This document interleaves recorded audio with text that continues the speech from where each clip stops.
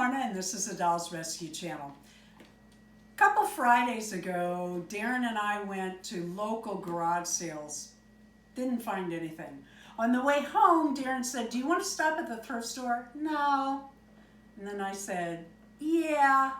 Boy, am I glad I did. I could not believe what we found. I found Rainbow High dolls. They are from Series 1, which a lot of these you can't get anymore from the general market. But I got these for $12 each.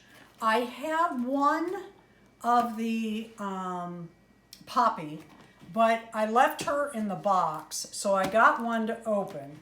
And then I've got a Ruby, and she's out of the box, and in fact changed, that's what I do. But I didn't have one in the box.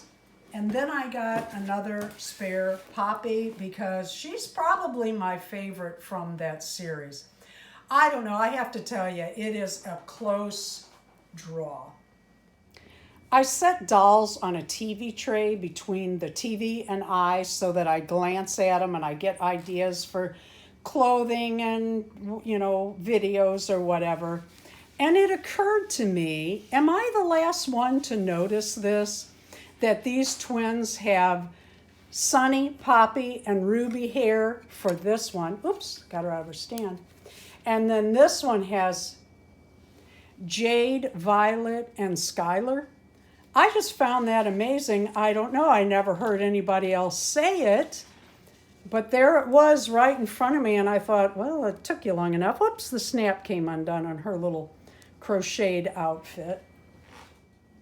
Thank you for watching the Dolls Rescue Channel. Below in the comments, let me know, do you have all of Series 1? Do you keep them in boxes or take them out? And did you notice that about the twins? Am I the last one to notice? Thank you for watching. Please leave a like, a comment, and subscribe.